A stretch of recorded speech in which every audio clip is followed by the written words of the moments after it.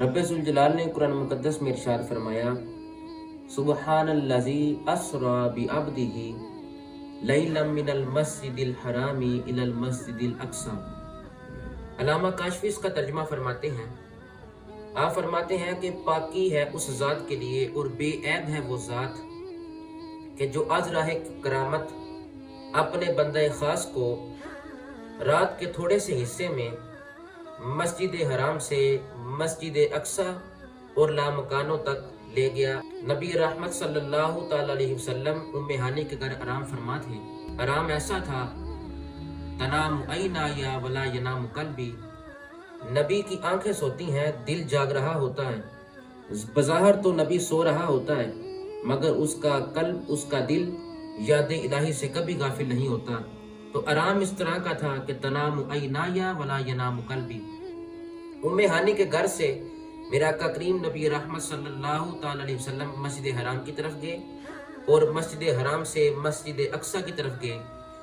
तो मस्जिद अक्सा से लामकानों तक गए।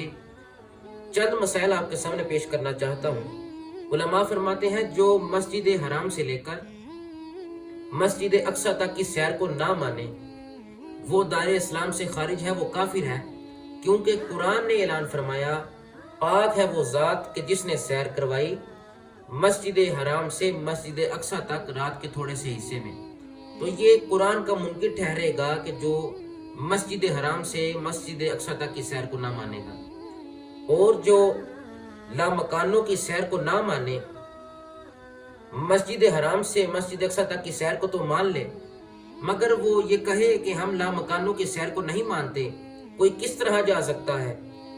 तो मेरे आका करीम नबी रहमत सल्लल्लाहु ताला अलैहि वसल्लम ने इरशाद फरमाया, सुम्मा उरिजा बी इलस समा, फिर मुझे आसमान की तरफ उठाया गया, यानी हजूर गए लामकानों की तरफ।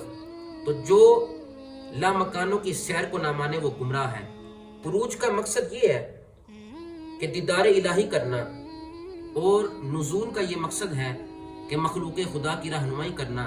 हुजूर का उरूज भी बेमिसल है, हुजूर का नुज़ूल भी बेमिसल है, हुजूर का इस दुनिया में आना भी बेमिसलो बेमिसाल है, हुजूर का लामकानों पर जाना भी बेमिसलो बेमिसाल है। अब आइए समात फरमाइए। लोग इतराज करते हैं कि कोई किस तरह जा सकता है? हम मस्जिद हराम से मस्जिद अक्सा तक की सैर को मानते हैं, मगर लामकानों की सैर को नहीं मानते, किस तरह जा सकता है? मैंने कहा, जो रब्बे ज़ुल जलाल प्यारे ईसा अलैहिस्सलाम को जिंदा आसमानों की तरफ ले जा सकता है, तो जिसके मुक्तदी का ये मकाम कि जो आसमानों की तरफ जा सकता है, उसका आका भी जा सकता है। रब्बे ज़ुल जलाल अपने महबूब को बुला सकता है। और दूसरा सवाल ये करते हैं लोग, कुर्रे नार है, आग ही आग है, आग जला देती है, कोई जा नहीं सकता, कोई आ नहीं सकता।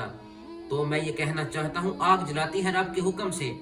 जो आग प्यारे इब्राहीम अलैहिस्सलाम पर गुलजार हो गई, वो आमिना के लाल शफी माशर नबी मिराज वाले आका सल्लल्लाहु ताला अलैहि वसल्लम पर भी सलामती वाली हो सकती है। फिर एतराज करते हैं, इतने थोड़े से वक्त में, इतने कलील वक्त में कोई किस तरह जा सकता है, कोई किस तरह आ सकता है? तो हजूर ने खुद तो दावा किया नहीं, रब फरमाता है, पाक है वो ज़ात के जिसने सैर करवाई। रब सैर करवाने वाला है, रब अपने महबूब को लामकानों पर बुलाने वाला है।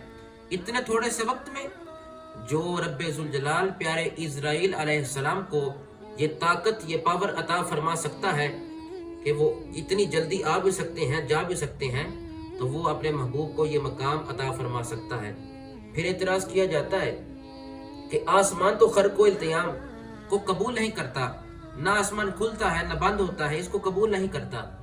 तो मैं उनको ये कहना चाहता हूँ कि आसमान के दरवाजे भी हैं, बंदा मोमिन का रिज़्क आसमानों से आता है। तो ये मेराजुन नबी सल्लल्लाहु ताला अलैहि वसल्लम का वाक़या जो है, ये इफ़हाम तफ़हीम से बालातर है, क्योंकि बालगल उला बि कमालिही कशफत दुजा बि जमालिही हसनत जमी ओ हिसालिही सल्लु अलैहि व आलिही।